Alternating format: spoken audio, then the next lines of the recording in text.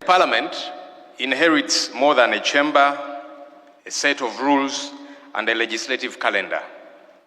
It inherits the hopes of millions of citizens, the unfinished work of those who came before it, and the constitutional duty to leave the institution stronger than it found it. That responsibility now rests with each one of us, honorable members. Permit me, therefore, to congratulate you upon your election to the 12th Parliament of the Republic of Uganda. Today, we meet not as competitors on the campaign trail, but as custodians of one institution upon which the health of our democracy largely depends. Our political persuasions may differ, but our constitutional obligation is shared: to represent our people faithfully, legislate wisely, safeguard public resources, and ensure that those who exercise public authority are accountable to the citizens from whom that authority is derived. It is in that spirit that I address us today. The office of the Leader of the Opposition draws its authority and mandate from Article 82A of the Constitution, reinforced by the Administration of Parliament Act and given practical effect through our rules of procedure. It sits within the constitutional architecture through which Parliament holds the executive to account, a function that is not just ceremonial. Parliament was never designed as a passage point for government proposals. It exists to interrogate policy before it becomes law, to scrutinize proposals. It exists to ensure that expenditure is scrutinized before it is authorized, and to demand accountability after public resources have been spent. Where scrutiny is treated as obstruction, where disagreement is read as disloyalty, and where alternative ideas are dismissed as inconveniences, Parliament cannot discharge that function. Every mature democracy recognizes the opposition for precisely this reason. A strong opposition is one of the principal safeguards against the abuse of public power. Accountability is an act of fidelity to the people who elected all of us, and history will judge whether we proved worthy of that trust. The office of the Leader of the Opposition gives practical expression to these principles. It coordinates the work of the shadow cabinet, supports members through research and policy analysis, scrutinizes legislation and public expenditure, contributes to parliamentary business, and presents alternative policy proposals for consideration by the House. Equally important, the opposition chairs Parliament's accountability committees, because oversight is strongest when exercised independently of those responsible for implementing government programs. That arrangement reflects a constitutional understanding that public accountability is strengthened when scrutiny is credible, objective, and fearless. Honorable members, throughout the 11th Parliament, the Office of the Leader of the Opposition advanced parliamentary accountability through alternative policy statements, alternative budget priorities, minority reports, petitions, motions, matters of national importance, and oversight visits to public institutions and government projects, all aimed at ensuring that decisions of this, our august House, were informed by evidence, alternative perspectives, and the realities on ground, rather than by the government's account alone. Honorable colleagues, as we begin the work of the 12th Parliament, we should remain guided by a simple but profound truth. The confidence of the people in this institution will depend less on what we say or what we do. The confidence of the people in this institution will depend less on what we say than on what we do. Every law we pass, every budget we approve, and every oversight report we adopt must answer one fundamental question: will this improve the lives of the people who entrusted us with their vote? The Constitution has entrusted Parliament with 4 cardinal responsibilities: to legislate, to represent our constituents, to appropriate public resources, and to hold the executive accountable. None of these functions is superior to the other, and none should be exercised casually.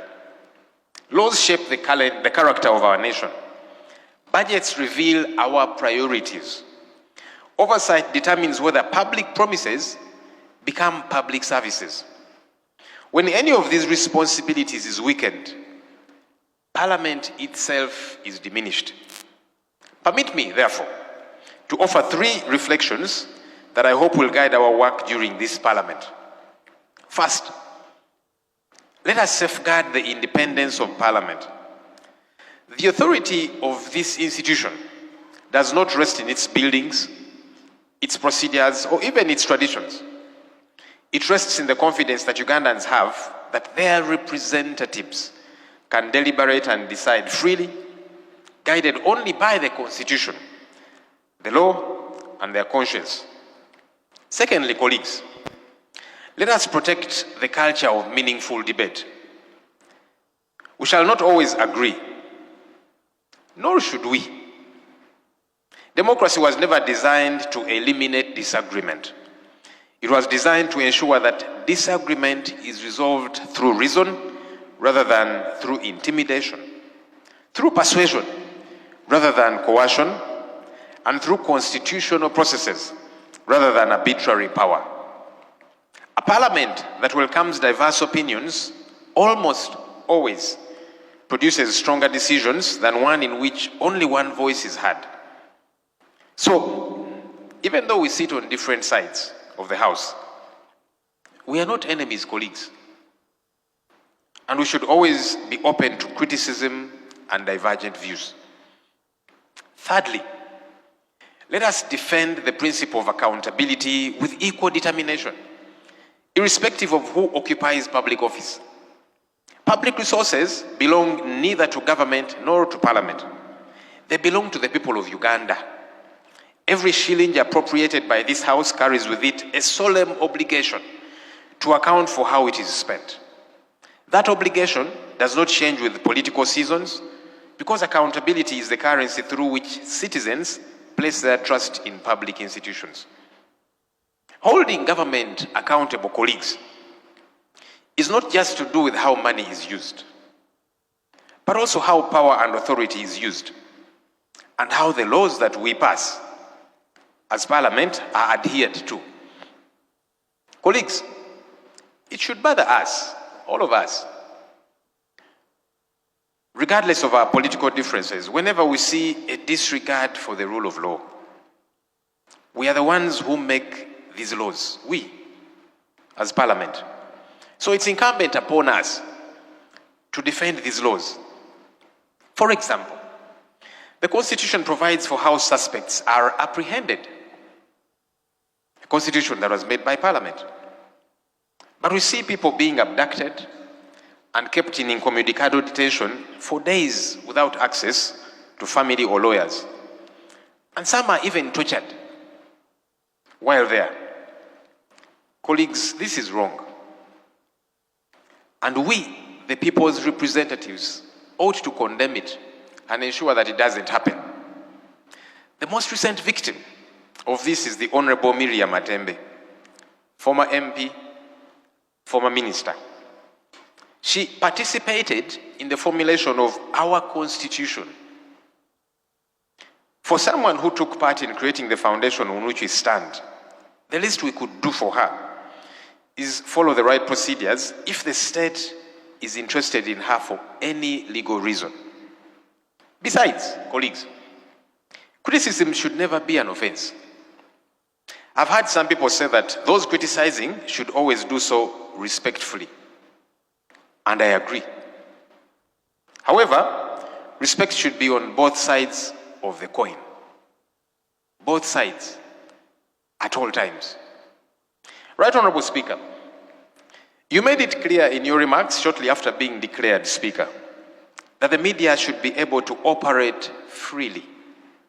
and those media houses that had been banned from accessing Parliament eventually returned. Today, we see the same media houses that belong to Nation Media Group being shut down arbitrarily because they are holding us leaders accountable.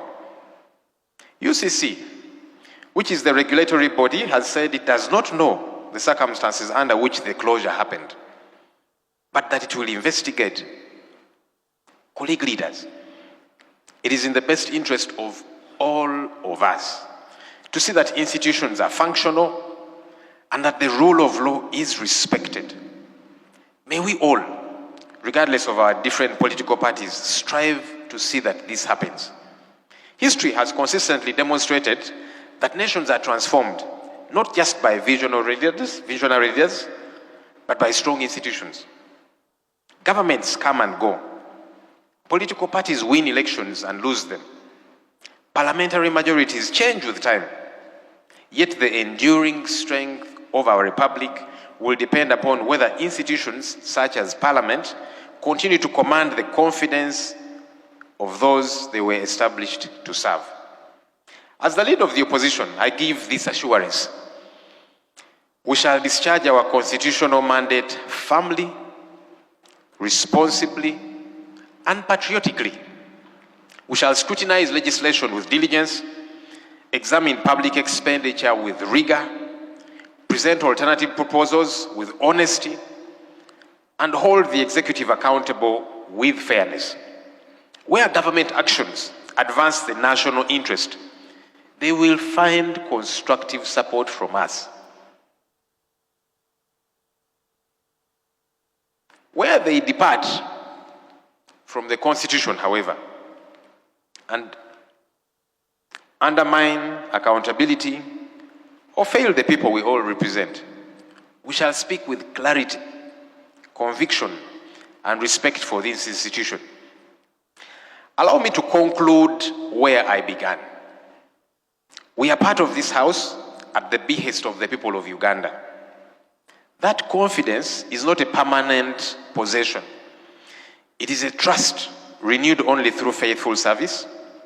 Long after the speeches we make have been forgotten, and long after the divisions in our chamber have faded into history, one question will remain: did our service strengthen Parliament and improve the lives of our people?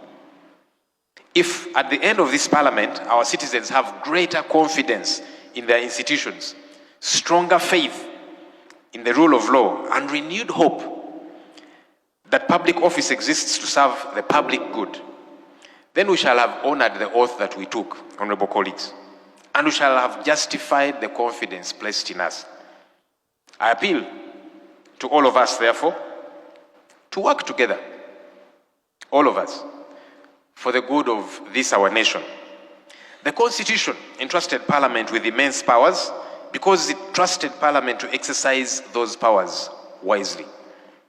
May history record that the 12th Parliament proved worthy of that trust.